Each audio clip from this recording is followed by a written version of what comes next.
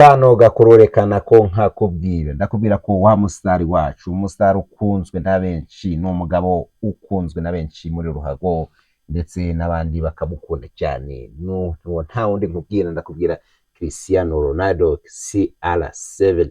Nyuma y'igihe gitoya, mu masaha make, amaze guca agahigo katari kacibwa n'undi muntu wese kuri YouTube.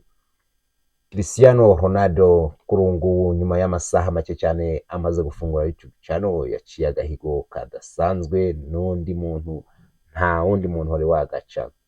Cristiano yaciye agahigo ko kuba umuntu wa mbere mu mateka ukurikiranwa ku rubuga rwa YouTube cyane kurusha abandi mu gihe gito. Nyuma y'iminota 90 gusa, Cristiano Ronaldo yafunguye YouTube channel ye, yaragejeje abamukurikira barenga miliyoni imwe, ndavuga aba subscribers barenga miliyoni imwe. Nyuma y'amasaha 16 twakoraga inkuru, Cristiano Ronaldo yaramaze kugeza abamukurikirana bangana na miliyoni 13,600.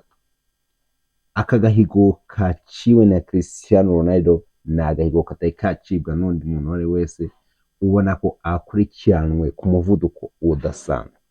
Akomeje uyu muvuduko ugakomeza gutya, Cristiano Ronaldo nyuma y'amezi 2 yaba amaze kuba YouTuber umaze kuba agira aba subscribers ba mbere kwisi. Bigaragara ko yaba amaze guca ku muntu ufite aba subscribers benshi, ari we bita Mr Beast, ufite ama subscribers miliyoni 311. Garagara ko Cristiano Ronaldo akomeje kwigarurira imitima ya benshi, bagaragariza uko ubuzima abayemo.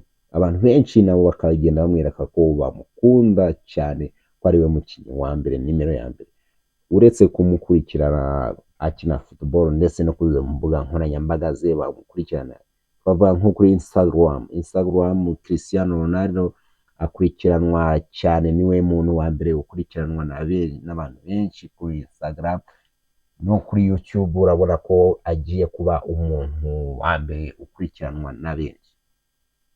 Abakunzi ba Cristiano Ronaldo rero, nababwira iki, mugende mukore subscribe kuri channel yitwa Your Cristiano, ubundi mugende kandi subscribers mumukurikire, ubundi mujye mukurikirana ubuzima bwe bwa buri munsi.